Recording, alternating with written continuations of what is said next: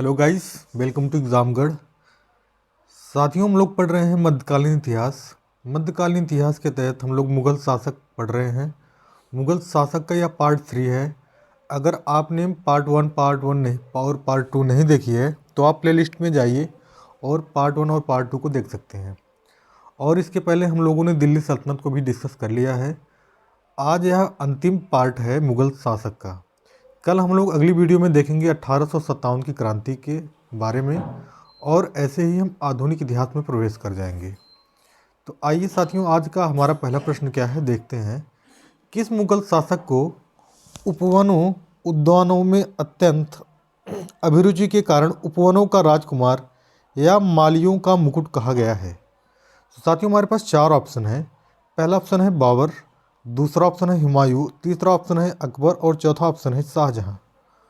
तो साथियों, इसका सही जवाब हो जाएगा बाबर। बाबर इसका बिल्कुल सही जवाब हो जाएगा। नेक्स्ट देखते हैं आज का हमारा अगला प्रश्न क्या है। कौन सा पहला मुगल शासक था जिसने कुषाण साम्राज्य के पतन के बाद भारतीय साम्राज्य में काबुल व कंधार को शामिल किया? ऐसा कौन सा शासक था जिसने कुषाण साम्राज्य के पतन के बाद भारतीय साम्राज्य को काबुल व कंधार में शामिल कर दिया है? ये आपको बताना है। तो साथियों, इसका भी सही जवाब हो जाएगा बाबर। बाबर इसका सही जवाब हो जाएगा। नेक्स्ट देखते हैं आज का हमारा अगला प्रश्न क्या है। किस युद्ध को जीतने के बाद शेर शाह ने दिल्ली में अफगान सत्ता की स्थापना की? तो साथियों, 4 ऑप्शन दिए गए हैं। बिलग्राम का युद्ध, कलिंजर का युद्ध, चौसा का युद्ध और इनमें से कोई नहीं। तो इसका भी सही जवाब हो जाएगा साथियों ऑप्शन नंबर ए, बिलग्राम का युद्ध। तो कन्नौज अथवा बिलग्राम का युद्ध साथियों 1540 ईस्वी में हुआ था। इसको कन्नौज का युद्ध भी बोलते थे। कन्नौज के युद्ध के नाम से भी इसको जानते हैं। नेक्स्ट देखते हैं आज का हमारा अगला प्रश्न क्या है। निम्नलिखित भारतीय शासकों में से अकबर के समकालीन शासक कौन थी या था? आपको बताना है अकबर के समकालीन शासक कौन थे। तो क्या रानी दुर्गावती थी, या अहिल्याबाई थी, या मार्तंड वर्मा थे, या राजा सवाई जयसिंह थे? तो साथियों, इसका भी सही जवाब हो जाएगा Rani Durgavati. Option number A बिल्कुल सही हो जाएगा। नेक्स्ट देखते हैं हम लोग आज का हमारा अगला प्रश्न क्या है।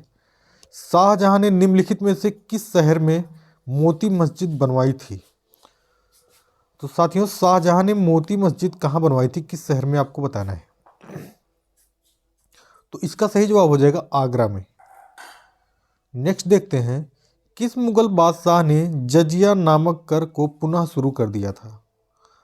तो आपको बताना है जजिया नामक कर पुनः किस शासक ने शुरू किया था। तो 4 ऑप्शन दिए गए हैं, अकबर, जहांगीर, औरंगजेब और शाहजहां। तो साथियों, इसका भी सही जवाब हो जाएगा औरंगजेब। ऑप्शन नंबर सी बिल्कुल सही जवाब हो जाएगा। नेक्स्ट देखते हैं आज का हमारा अगला प्रश्न। अकबर के शासनकाल में अमल गुजार नामक अधिकारी का कार्य क्या था? तो साथियों, आपको बताना है अमल गुजार जो अधिकारी था अकबर के शासन में, वो उसका कार्य क्या था, काम बताना है आपको। तो क्या कानून और व्यवस्था को संभालना था, या भूमि राजस्व का मूल्यांकन और संग्रह करना था, या राजघराने का प्रभारी होना था, या शाही खजाने की देखभाल करता था? तो साथियों, इसका सही जवाब हो जाएगा ऑप्शन नंबर बी, भूमि राजस्व का मूल्यांकन और संग्रह करना उसका कार्य होता था। इस अधिकारी का नाम था अमल गुजार। नेक्स्ट देखते हैं आज का हमारा प्रश्न नंबर 8 है। शिवाजी ने मुगलों को किस संधि के द्वारा किलों को स्थानांतरित कर दिया था, आपको बताना है।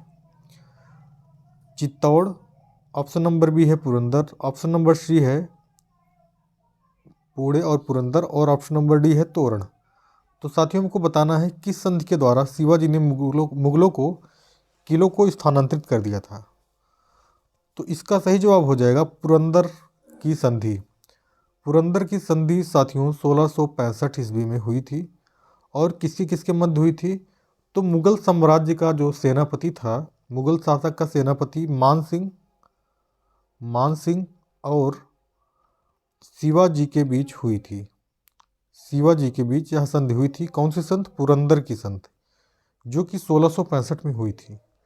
नेक्स्ट देखते हैं आज का हमारा अगला प्रश्न क्या कहता है। किस वर्ष में बैसाखी के दिन 13 अप्रैल को गुरु गोविंद सिंह ने खालसा पंथ की स्थापना की थी? तो साथियों, खालसा पंथ की स्थापना 1699 ईस्वी में हुई थी। ऑप्शन नंबर 20 का सही जवाब हो जाएगा। डेट भी आप लोगों को ध्यान में रखना है। डेट क्या थी? तो डेट थी 13 अप्रैल। तो 13 अप्रैल 1699 में इसकी स्थापना हुई थी।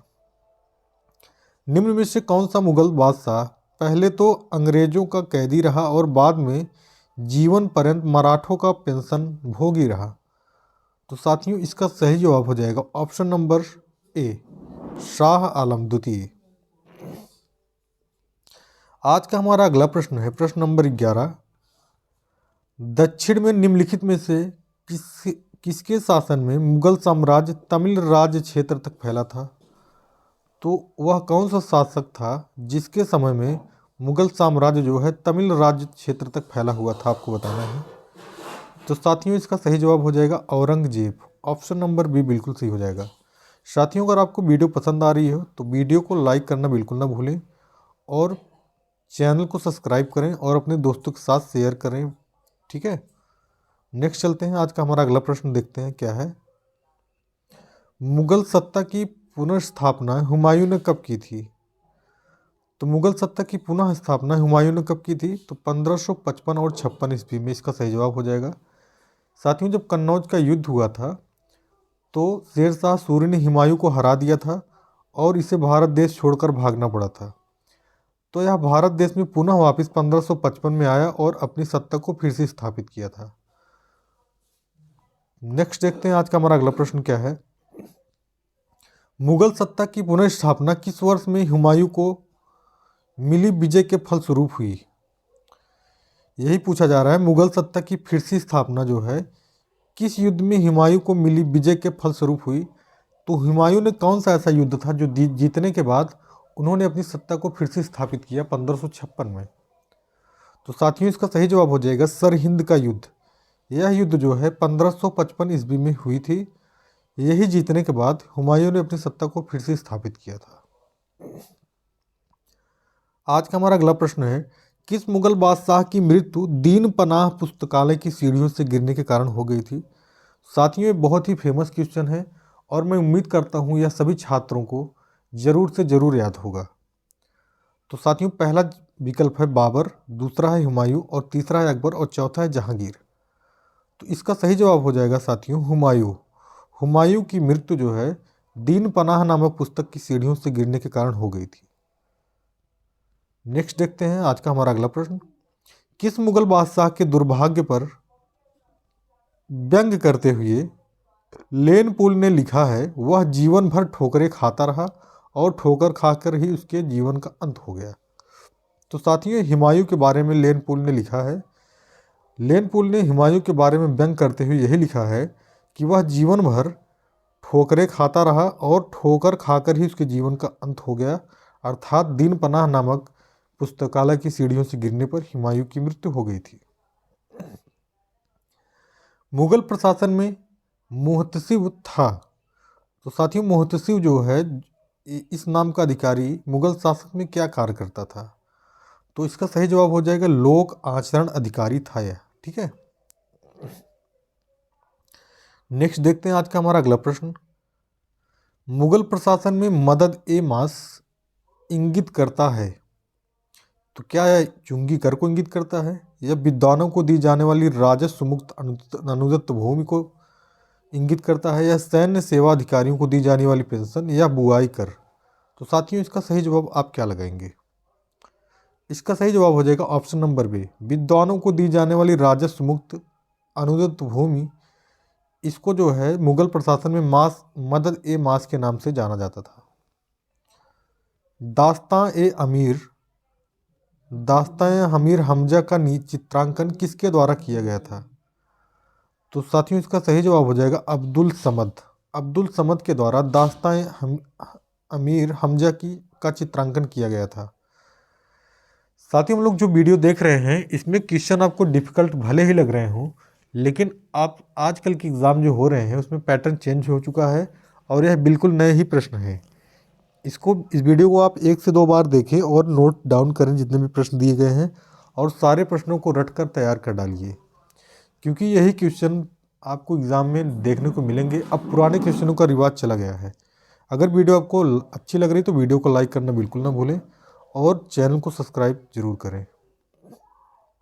आज का हमारा प्रश्न नंबर 19 है, निम्नलिखित में से किस सुल्तान ने पहले हजरत ए आला की उपाधि अपनाई और बाद में सुल्तान की उपाधि अपना ली? तो साथियों, इसका सही जवाब हो जाएगा शेर शाह सूरी। शेर शाह सूरी ने पहले हजरत ए आला और बाद में सुल्तान की उपाधि को धारण किया था। निम्नलिखित में से किस मुगल शासक को वजीर गाजिउद्दीन ने दिल्ली में दाखिल नहीं होने दिया था? तो वह कौन शासक था? तो साथियों, इसका सही जवाब हो जाएगा आलम शाह द्वितीय। आलम शाह द्वितीय को जो है वजीर गाजिउद्दीन ने दिल्ली में दाखिल नहीं होने दिया था।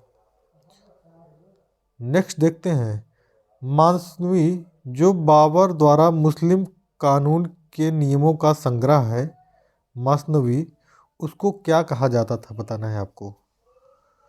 तो क्या उसको दीवान कहा जाता था, या प्रोसाड़ी पर तुर्की संग्रह, या बाबरनामा कहा जाता था, या मुबायिन कहा जाता था? तो साथियों, इसका सही जवाब हो जाएगा मुबायिन। इसका सही ऑप्शन नंबर ए बिल्कुल सही जवाब हो जाएगा। नेक्स्ट देखते हैं, औरंगजेब द्वारा चलाए गए जिहाद का अर्थ क्या था? तो दारुल हर्ब, दारुल इस्लाम, पवित्र युद्ध, या जजिया? तो औरंगजेब द्वारा जो चलाए गए जिहाद का अर्थ था वह दारुल इस्लाम था। ऑप्शन नंबर बी इसका सही जवाब हो जाएगा।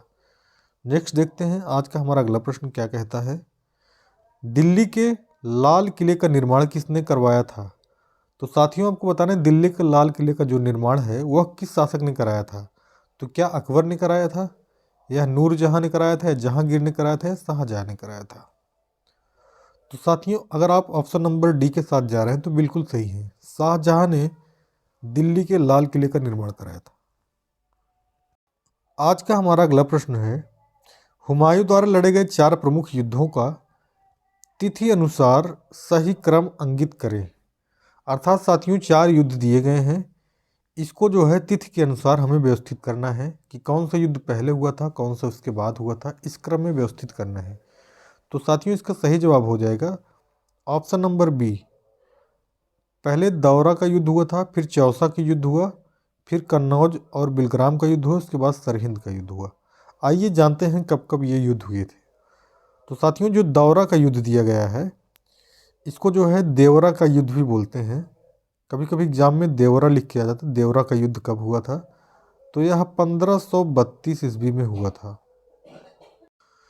अब बात आती है चौसा का युद्ध कब हुआ था। तो चौसा का युद्ध साथियों 1539 ईस्वी में हुआ था। चौसा का युद्ध ध्यान रखिएगा, जितने भी युद्ध हैं सारे इंपॉर्टेंट हैं। देवरा का युद्ध या दौरा का युद्ध 1532 ईस्वी में, चौसा का युद्ध 1539 में, कन्नौज अथवा बिलग्राम का युद्ध साथियों 1540 ईस्वी में हुई थी। इसी युद्ध में जो है शेर शाह सूरी ने हुमायूं को हरा दिया था और हुमायूं को भारत देश छोड़कर भाग जाना पड़ा था। और सरहिंद का युद्ध जो है 1555 ईस्वी में सरहिंद का युद्ध हुआ था। तब वह हुमायूं वापिस आया था और इसी में सरहिंद की युद्ध में विजय प्राप्त किया और उसने अपनी सत्ता को फिर से स्थापित किया 1555-56 ईस्वी में। आगे देखते हैं आज का हमारा अगला प्रश्न क्या है। 25वां प्रश्न क्या बोलता है देखते हैं, निम्नलिखित में से किस इतिहासकार ने शेर शाह के शासनकाल को मुगल का स्वर्ण युग कहा है? तो साथियों, इसका सही जवाब हो जाएगा A.L. Srivastava. Option number C इसका सही जवाब हो जाएगा। पटना के प्रांतीय राजधानी बनाया था। पटना को प्रांतीय राजधानी किसने बनाया था? तो इसका भी सही जवाब हो जाएगा शेर शाह सूरी ने। शेर शाह सूरी ने पटना को अपनी राजधानी बनाया था। नेक्स्ट देखते हैं मयूर सिंहासन। साथियों, ये मयूर सिंहासन है, मयूर सिंहासन, जिसको तख्त ए ताउस भी बोला जाता था, पर बैठने वाला अंतिम मुगल शासक कौन था? तो अंतिम मुगल शासक कौन था जो मयूर सिंहासन पर बैठा था? तो इसका सही जवाब हो जाएगा Mohammad Shah Rangila. Option number B. Panipat के युद्ध में बाबर की जीत का मुख्य कारण क्या था बताना है आपको। तो क्या उसकी घुड़सवारी सेना थी, यह उसकी सैन्य कुशलता थी, यह तुलग्राम प्रथा थी, तुलगमा प्रथा, यह अफगानों की आपसी फूट थी। तो पानीपत के युद्ध में बाबर की जीत का मुख्य कारण क्या था? तो उसकी सैन्य कुशलता। ऑप्शन नंबर बी बिल्कुल सही हो जाएगा।